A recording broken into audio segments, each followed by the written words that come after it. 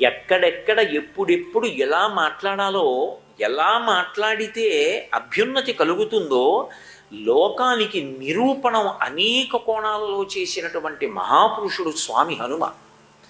అందుకే హనుమ యొక్క పాదములు పట్టుకుంటే వచ్చేదేది అంటే అసలు మనిషి మనిషిగా బ్రతకడం అలవాటు అవుతుంది. మాట 10 మందికి శాంతికరమైనది కావాలి అంటే హనుమత్ సేవ ఎంతో అవసరమైనటువంటి స్థితి. అందుకే మీరు హనుమ యొక్క జీవితాన్ని పరిశీలనం చేస్తే వారు చిరంజీవి, వారు ఇప్పటికీ ఉన్నారు. కాబట్టి అటువంటి మహానుభావుడి యొక్క జీవితాన్ని మీరొక్కసారి పరిశీలనం చేస్తే అసలు ఆయన ఈ లోకానికి అందించినటువంటి అద్భుతమైన సందేశం మీకు అర్థమవుతుంది. అంటే నా ఉద్దేశ్యం మీకు తెలియదని కాదు. అసలు స్వామి పేరే హనుమ. హనుమ అంటే హనువుల సంబంధం ఉన్నవాడు అని. హనువులు అంటే దవడలు. ఈ దవడలు కదులుతాయి. ఈ దవడల కదలిక మీద 2 రకాలైన అభ్యున్నతి ఆధారపడుతుంది.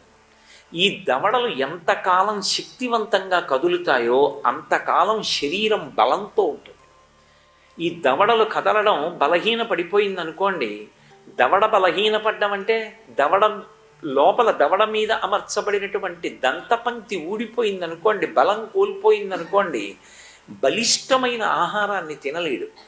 అలా తినకపోతే శరీరము బలంతో ఉండదు. 2 మంచి దవడలు, బలమైన దవడలు ఉన్నవాడు అన్న మాటకు అర్థం ఏమిటంటే మంచి మాట మాట్లాడగలిగినటువంటి ప్రజ్ఞాశాలి అని. ఏదో మాట్లాడడం కాదు, పొల్లు మాట్లాడి ఉపయోగం ఏముంది? ఒకడు చిరస్థాయి దేని వలన పొందుతాడు అంటే మాటల చేత పొందినంత తేలికగా దేని చేత సాధ్యం కాదు. మాట చేత చేసేటటువంటి ఉపకారం అనన్య సామాన్యమైన ఉపకారం. మీరు అన్నం పెడితే ఒక పూటకి కడుపు నిండుతుంది. మీరు ఓ శస్త్రచికిత్స చేయిస్తే కొంతకాలం శరీరం ఆరోగ్యంగా ఉంటుంది. మీరు ఏదో ఓ ఇల్లు కట్టిస్తే అతను కొంతకాలం ఆ ఇంట్లో ప్రశాంతంగా బ్రతకగలుగుతాడు. కానీ మీరు ఒక మంచి మాట మాట్లాడితే దాని వలన అవతల వాడి జీవితం బాగుపడితే కొన్ని కోట్ల జన్మలు వాడి జీవుడు తరిస్తాడు. మాటకున్న శక్తి దేనికి లేదు. మాట మనిషిని అభ్యున్నతి పథంలో పైకి ఎత్తేస్తుంది.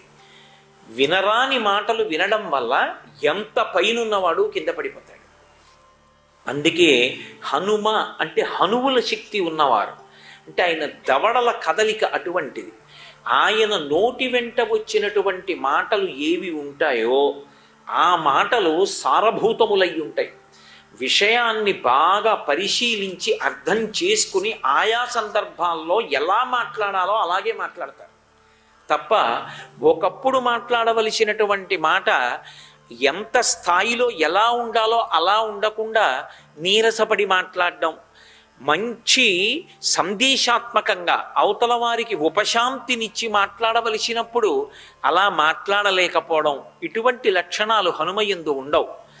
అందుకే హనుమ మాట్లాడేటటువంటి తీరుని మీరు పరిశీలిస్తే అసలు అది జీవితం మీద ఒక అద్భుతమైనటువంటి ప్రభావాన్ని చూపించి ఒక పెనుమార్పుని తీసుకొస్తుంది.